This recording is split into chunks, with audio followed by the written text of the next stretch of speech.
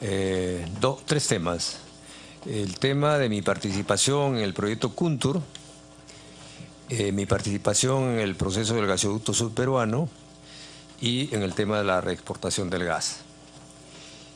Aprovecho para mencionar que he sido citado en mi calidad de exministro de Energía y Minas de fines del 2011 hasta febrero del 2014 y también en mi calidad de responsable del proceso de promoción de minería de Proinversión.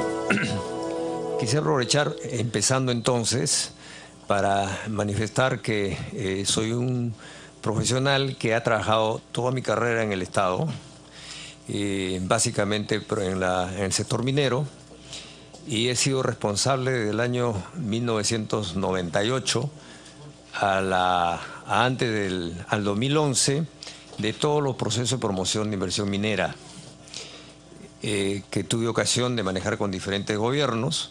En estos procesos tuvimos excelentes resultados, pero sobre todo quisiera destacar con absoluta transparencia y nunca hubo proceso de corrupción. Respecto a mi participación con el proyecto Kuntur, quisiera mostrar los antecedentes para ubicarnos en el problema. No sé si la señora Juanita puede proyectarlo. Está cargando, ya. Pero básicamente lo que voy a explicar es cuál fue el marco que ya existía respecto a este proyecto, que como sabemos al final lo tuvo la empresa Odebrecht, y finalmente por qué el Estado no participó en este proyecto. Luego, a raíz de este proceso, ¿qué siguió en el tema de llevar adelante la decisión del Estado para llevar gas desde Camisea a la costa sur del país? Entonces, quisiera ubicarme muy rápidamente en las láminas muy rápidas para entender el proceso. En cuanto a Kuntur, los antecedentes eran la siguiente, por favor. Había una ley dada en el año 2007, en que la ley 29129, en que se declara de interés nacional transportar el gas desde Camisea a la costa sur.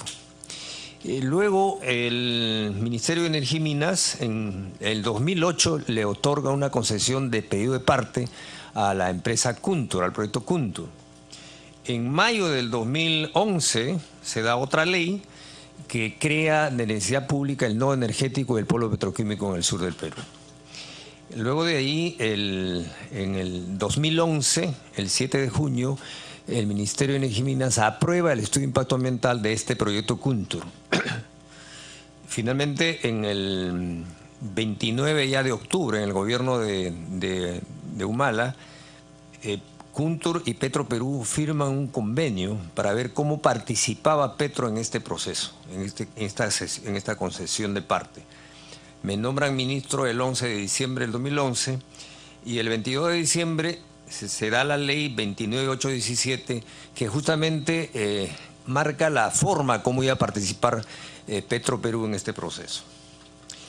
En otras palabras, cuando yo entro al gobierno ya estaban dadas digamos, el marco normativo que permitiese que el Estado participe en este proceso en esta concesión privada, de iniciativa privada. Es decir, la idea era en ese momento que el Estado cofinancie el proyecto. Pero antes, para decir por qué el Estado no entra en este proyecto, veamos qué se hizo desde que llegamos nosotros al gobierno. Efectivamente, para mí era algo extraño que a un proyecto privado se le dé 1.300 millones de crédito puente para empezar la construcción. En minería ni en procesos, en concesiones hidroeléctricas, no se le da un préstamo al privado para empezar la construcción de sus proyectos. Y efectivamente, en febrero del 2012, Petroperú y la CAF firman un convenio para evaluar la participación en este proceso de Petroperú. En mayo de ese año, dos empresas internacionales especializadas entregan un informe donde dicen que el costo del proyecto no era 1.300 millones de dólares, sino 4.800 millones de dólares. Y efectivamente, en realidad, el proyecto Kuntur nunca tuvo un monto, digamos, conocido. Fue variándose año a año, como podemos ver, desde el año 2008, en que se declara que el proyecto valía 1.300 millones de dólares, ya cuando se aprueba su estudio de impacto ambiental, Kuntur ya no dice 1.300, sino 2.500 millones de dólares. Y en la memoria anual que la misma Kuntur hace en el año 2012, en su memoria anual de COFIDE, ya dice que el proyecto vale 5.000 millones de dólares. Entonces, es más, en el 2012 hace una declaración Kuntur a la Bolsa de Valores donde dice que vale 6.000 millones de dólares. Estamos hablando de costos de construcción sin tener en cuenta operación y mantenimiento. Entonces, la evaluación que hace la CAF nos lleva a nosotros a tomar la decisión que no era conveniente que el Estado participe en este proyecto porque los costos que mostraban eran mucho más altos que los 1.300 millones que preliminarmente se había fijado en el año 2008. Es más, en la misma CAF nos dice que en una escala de 1 a 5, siendo 1 un proyecto que ya tiene estudio de factibilidad, el proyecto Kuntur era de grado 4, es decir, era un proyecto muy embrionario, era casi un perfil. En esas circunstancias era muy arriesgado que el Estado entre a un proyecto de ese que todavía no estaba maduro, estaba muy verde.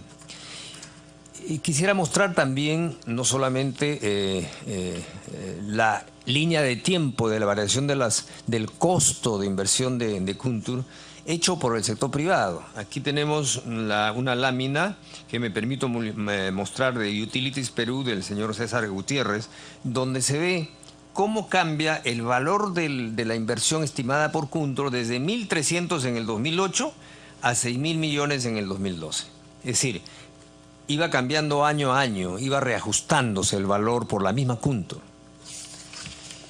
Entonces, ante esta situación, ¿por qué es que el Estado no participa en el proyecto Kuntur? En primer lugar, la incertidumbre de los costos de inversión del proyecto Kuntur. Los estudios hechos a nivel de CAF demostraron, como vuelvo a repetir, cuyos anexos se lo voy a dejar, que valían 4.800 millones de dólares.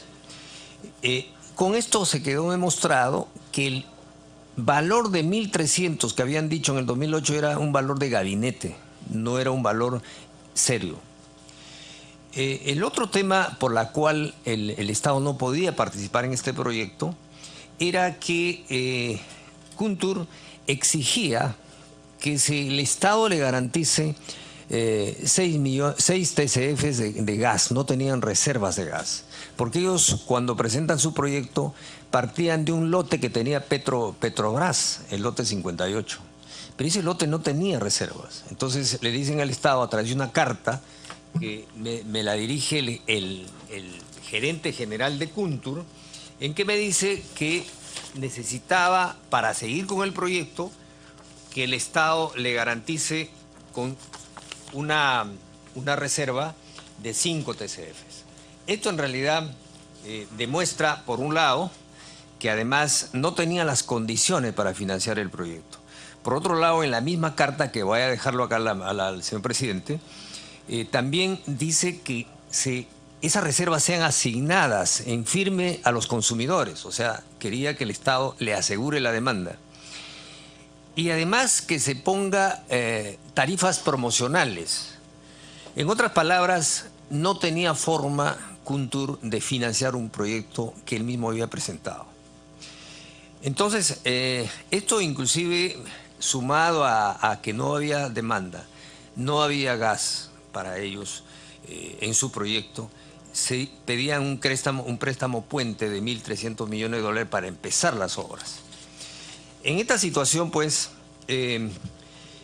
acceder al pedido de Kuntur hubiese sido convertir una iniciativa privada de total riesgo del inversionista a una iniciativa cofinanciada, en que el Estado asumía riesgos y obviamente sin mediar concurso público. Esa es la razón por la que el Estado no participa en este proyecto.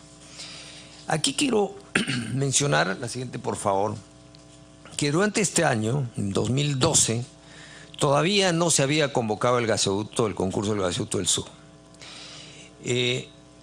En este año, el señor Barata, con el equipo técnico y abogados de Cuntro, visitó el Ministerio de Energía y Minas 19 oportunidades, porque había obviamente una presión para que el Estado participe en este proyecto. Y en el sector nos reunimos con los diferentes técnicos y haciendo las evaluaciones que nos llegaron a concluir que no era recomendable que el Estado participe en este proyecto. Pero además, este año, del 2012, sucedieron temas importantes que debe conocerle la Comisión. En la zona del Brae, en Camisea, ocurrieron inclusive incursiones terroristas que comprometieron la seguridad del ducto, de lo cuales tuve visitas 19 veces Cálida, 18 veces TGP, que es la que transporta el gas, y 37 veces Pluspetrol en este año 2012. Con estos antecedentes, entonces, el tema es, tomada la decisión que el Estado no participaba en este proyecto de Cuntro, no es que el Estado le quita la concesión, porque ellos tenían una concesión privada, tenían que cumplir su tiempo, si cumplían o se retiraban y tenían una fianza para ejecutar. El Estado, entonces, el sector, comenzamos nosotros a analizar, dada la necesidad de llevar del gas de Camisea al sur del Perú, cómo planteamos una norma que permita lograr ese objetivo.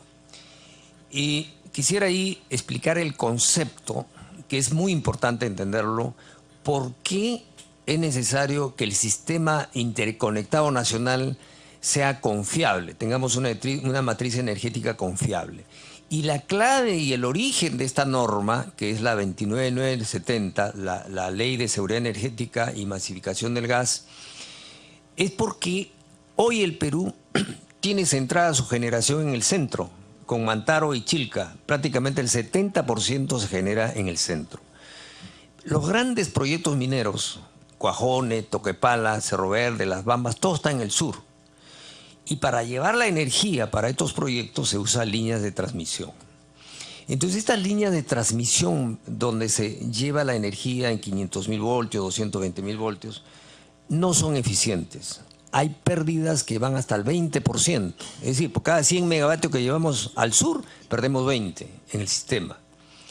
Entonces es necesario desconcentrar la generación por seguridad energética.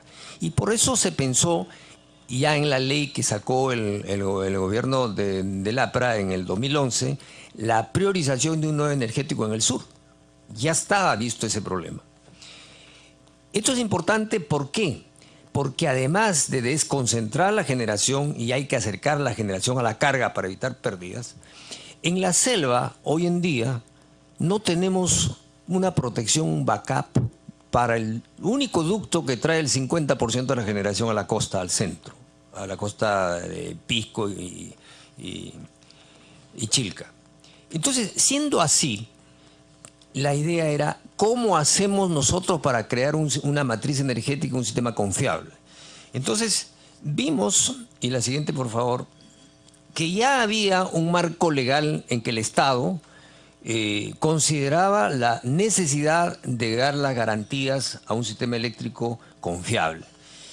Y esto empezó con la ley del 4 de junio del 99, que se dio en el gobierno del presidente Fujimori, que creó la garantía de red principal que utilizó en Camisea 1. Y de ahí se tomaron los artículos 6, 7 y 8 de la ley.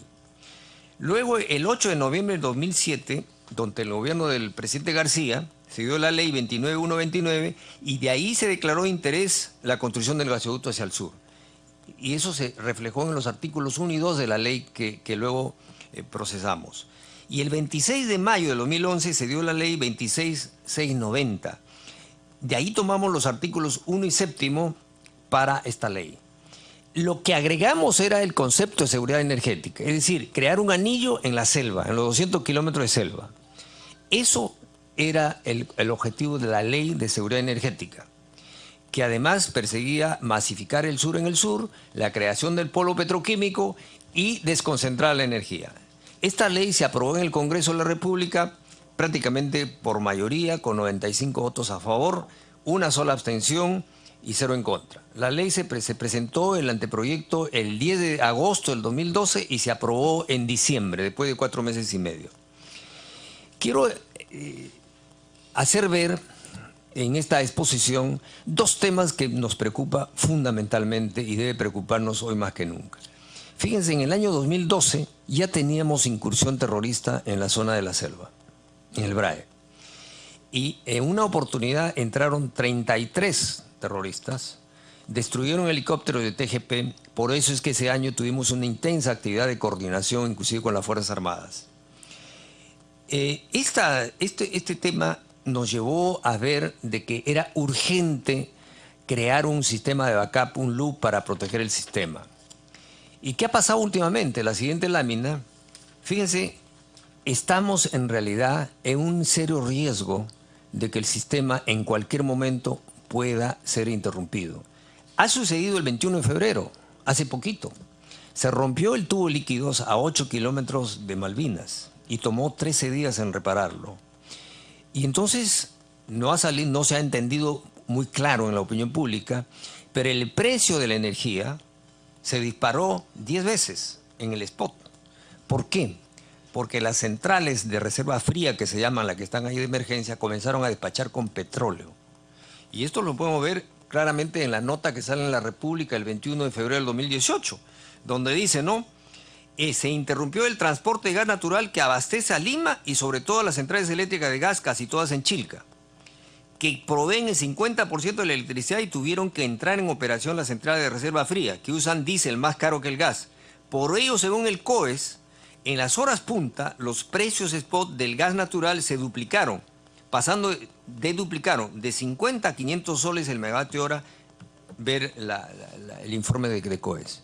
Entonces, en verdad, este es un tema que está pendiente de solucionarse y mientras más se demora la ejecución del gasoducto del sur, vamos a estar siempre en este riesgo de racionamiento. Y con esto, en realidad, quisiera empezar mi segunda intervención.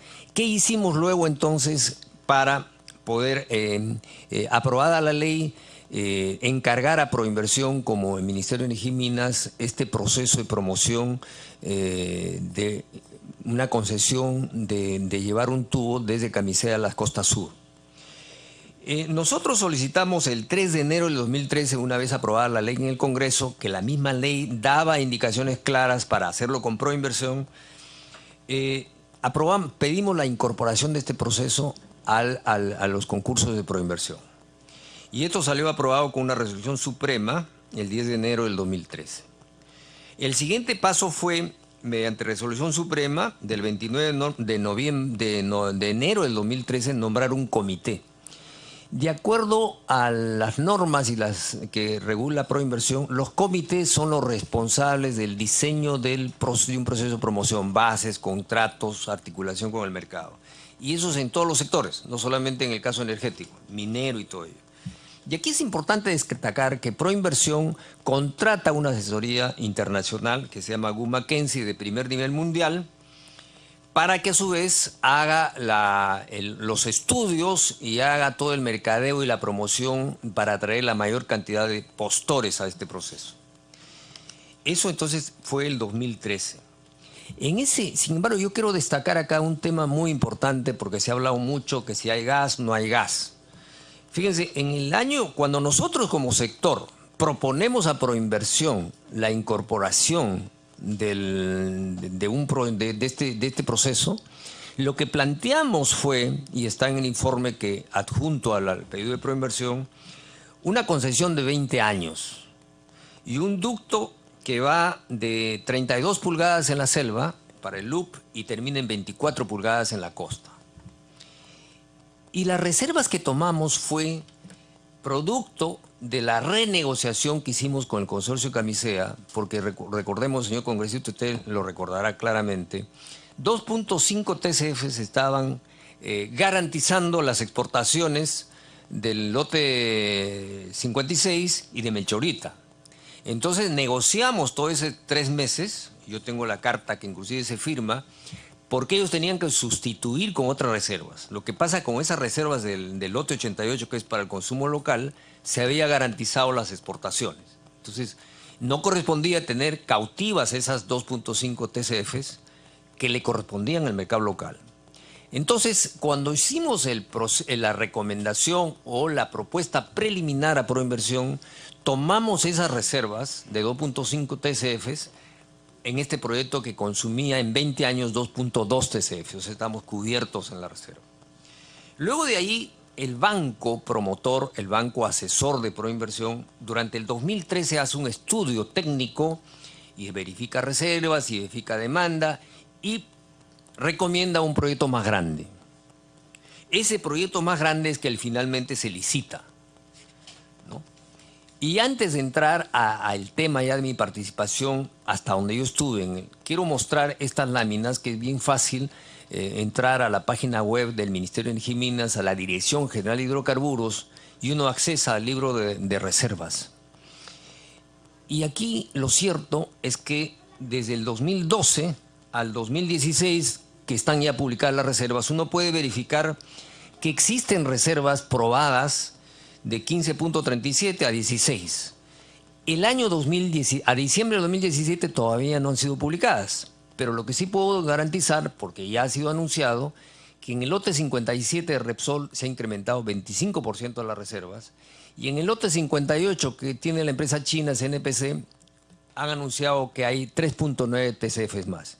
En otras palabras, lo que quiero decir con este comentario es que existen reservas de gas suficientes como para hacer el gasoducto del sur. Y sin dejar de comentar que una vez que se instala un ducto, la reserva, digamos, las reservas que todavía no son probadas, las probables y los recursos, más fácilmente pueden convertirse en reservas probadas, porque ya tienes el ducto para poder sacar el gas. Entonces, como estamos viendo, y dada la urgencia de que nuestra matriz energética está dependiendo de un solo tubo, el 50% de la generación del país, tenemos que agotar todos los esfuerzos para que se vuelva a convocar un concurso para continuar con el gasoducto del sur. Y quiero mostrar esa lámina de ahí, porque también se ha dicho, cuando se convoca este proceso y yo llevo el proceso a Proinversión, habían 3 rutas ya estudiadas desde Camisea hacia la costa. Y ahí podemos ver una ruta que se llama Arcán, que fue contratada por Proinversión, la de color azul. Otra ruta de la empresa Energy Transfer, que en ese año también tenía interés en participar y que luego concursó posteriormente. Y el gasoducto de Kuntur. O sea, habían 3 rutas. No es que Kuntur solamente tenía una ruta, habían 3 rutas. Sobre esta ruta, posteriormente, Wood Mackenzie hace los estudios en el año 2013 y monta una nueva ruta adicional. O sea, el mercado tenía 4 rutas, no había una sola. Esto es muy importante mencionarlo. Siguiente, por favor.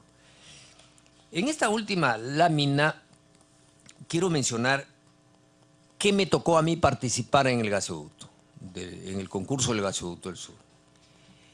En el año 2013, el 22 de febrero del 2013, aprobamos las bases preliminares con un plazo de concesión de 20 años en función del proyecto preliminar que presentó el Ministerio de Energía y Minas a Proinversión.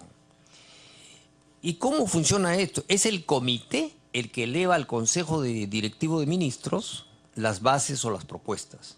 Entonces, a nosotros el 22 de febrero del 2013, el comité nos propone unas bases preliminares que sirvieron para convocar el proceso.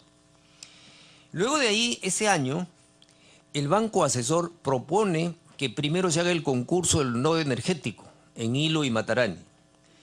Entonces, mi segunda intervención fue el 26 de mayo del 2013, cuando aprobamos a pedido del comité las bases para el concurso del nodo energético. La buena pro de este nodo energético se da a fines de noviembre, el 29 de noviembre del 2013. Y ahí participaron 42 empresas. El concurso fue un éxito, no hubo ninguna observación, con total transparencia. Luego de ahí me tocó participar en dos actos más del Consejo Directivo. En agosto del 2013 se postergó la fecha de acuerdo al pedido del comité, la fecha de la Buena Pro, y el 12 de febrero fue mi último acto como miembro del Consejo Directivo. Este 12 de febrero se aprobó modificar la fecha de la Buena Pro del proceso de mayo a junio, al 30 de junio. Aquí habían 14 empresas interesadas ya. El 24 de febrero se da mi renuncia y de ahí para adelante yo ya no participo en el proceso como corresponde, pero sí quiero hacer ver lo siguiente. Como miembro del Consejo Directivo, solo participé entonces en la aprobación de las bases preliminares en el 2013, con una concesión de 20 años y un proyecto referencial presentado por el MINEN.